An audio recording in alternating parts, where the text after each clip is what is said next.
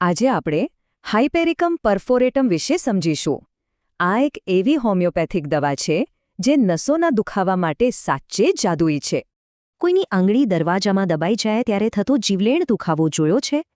આ ભયંકર પીડા નસોની ઈજાને કારણે જ થાય છે. અને એટલે જ હાઇપેરિકમને સ્ટીમ રોલર કે ચેતાતંત્રની આર્નિકા કહેવાય છે. નસોના ડેમેજ સામે લડવા માટે આ જ અસલી હીરો છે. આંગળીના ટેરવા કે કરોડરજ્જુ જેવા ભાગો જ્યાં નસો સૌથી વધુ હોય છે ત્યાં આ દવા એકદમ જાદુઈ અસર કરે છે. ભૂલથી સોય ભૂંકાય કે નખમાં ઈજા થાય ત્યારે એ અસહ્ય પીડાને ગાયબ કરવા માટે હાઇપેરિકમ એક બેસ્ટ ઓપ્શન છે. પડવાથી કરોડરજ્જુના નીચેના ભાગમાં વાગે અને દુખાવો આખા શરીરમાં ફેલાય તો આ દવા ખરેખર રામબાણ ઇલાજ સાબિત થાય છે. ખાસ કરીને જ્યારે દુખાવો વાગેલી જગ્યાએથી ઉપરની તરફ એકદમ ઝાટકા સાથે જતો હોય ત્યારે આ દવા સચોટ કામ કરે છે. ઓપરેશન પછી ટાંકાવાળી જગ્યાએ થતી ભયંકર બળતરા અને તીવ્ર પીડામાંથી પણ આ દવા બહુ જ ઝડપથી રાહત આપે છે.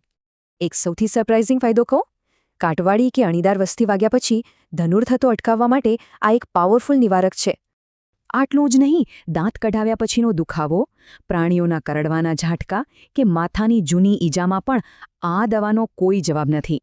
ડોઝ જોઈએ તો નવી ઈજામાં હાઇપેરિકમ 30 રોજ લેવાય છે, જ્યારે ગંભીર ઈજા માટે 200નો અઠવાડિક ડોઝ અપાય છે. માત્ર પીવા માટે જ નહીં, મધર ટિંચર ફોર્મમાં તેનો સીધો લોશન તરીકે બહારથી ઉપયોગ પણ ખૂબ જ ફાયદાકારક છે. પણ હા, ડૉક્ટરની સલાહ વિના જાતે ઇલાજ ટાળવો જોઈએ.